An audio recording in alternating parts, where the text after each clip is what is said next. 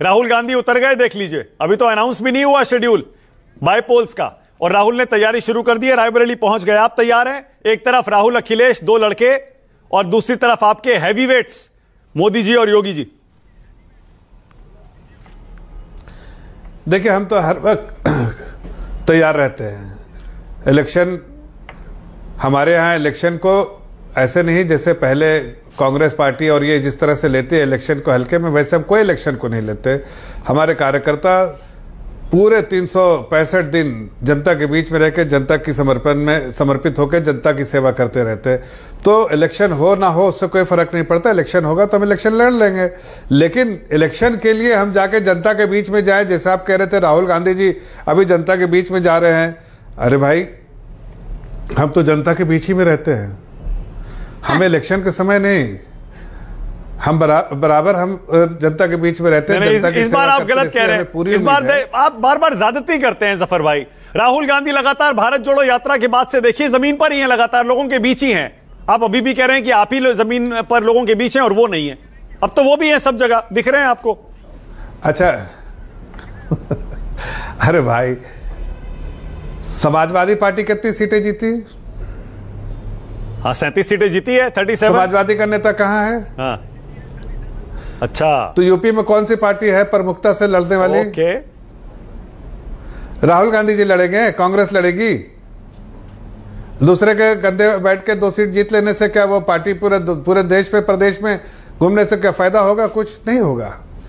और मैं तो कह रहा हूं कि ये 10 की 10 सीट इसलिए नहीं कह रहा, इसलिए कि हमारा आकलन है कि 10 की 10 सीट हमको निकालना कैसे है और हम किस तरह से निकालेंगे, वो आकलन कर चुके हैं हम लोग। हाँ। और हम उसको जमीन पे अपना काम कर रहे हैं और इस बार 10 की 10 सीटें हम जीतेंगे, ऐसा मेरा विश्वास है। मतलब आप ये कहना चाह रहे हैं कि आपका मुकाबला अखिलेश यादव से है, राहुल गांधी इररिलेवेंट है अभी भी यूपी की पॉलिटिक्स में, आप ये कह रहे हैं?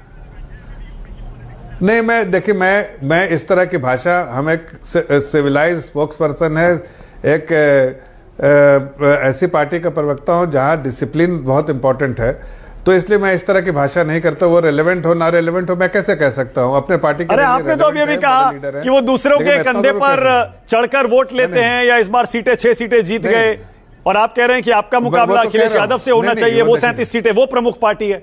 मतलब आप कांग्रेस को नहीं मान रहे फाइट में?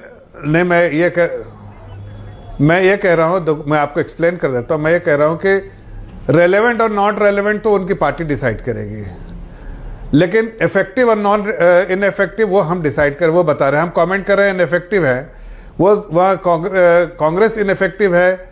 समाजवादी पार्टी के कंधे पे रह के वो 2-4 सीटें पा लेती है, लेकिन वो रेलेवेंट है ऐसा नहीं, वो पार्टी उनके पार्टी को डिसाइड कर। इफेक्टिव है नहीं है, इनइफेक्टिव है, अकेले आइसोलेशन में कुछ भी कर लीजिए कोई फायदा नहीं होगा। अच्छा। समाजवादी के पार्टी के साथ थोड़ा उनको राहत मिलेगी, लेकिन पूरी नहीं। आप फिर से ज्यादती कर रहे हैं। देखिए, मुझे तो ऐसा लगता है आप फिर से ज्यादती कर रहे हैं। रायबरेली, अमेठी दोनों कांग्रेस जीत गई। देखिए, अभी राहुल गांधी भी जीत गए, किशोरीलाल शर्मा भी जीत गए, 6 सीटें वो उत्तर प्रदेश में जीत गए, और आप कह रहे हैं कि वो इफेक्टिव नहीं है उत्तर प्रदेश में कांग्रेस पार्टी और राहुल गांधी। मैं तो कह रहा हूं कि नहीं है, तभी तो कह रहा हूं। आगे आइए, 10 सीटों का जब रिजल्ट आएगा, हाँ, तो आपको नतीजों के सामने मेरी बात याद आएगी। कहा था ना वो महाराष्ट्र वाले स्पोक्स पर्सन को कि देखिए उनको आपको छोड़ना पड़ेगा, अभी नहीं आ रहे हैं ना आपके इसमें। पर महाराष्ट्र में उनका कहा पूरी तरह से सही नहीं हुआ, लेकिन आपको हरा दिया इंडिया गठबंधन ने महाराष्ट्र में बुरी तरह से, ये भी मत भूलिए। अरे छोड़िए, देखिए जो बातें हुई थी उसके बारे में कह रहे हैं, आज भी जो बातें उसी का रेलेवेंस बात कीजिए। हमने जो उस दिन कहा था वो हम सच है, आज जो हम कह रहे हैं वो सच पाएंगे। ठीक है, ओके, ऑल राइट।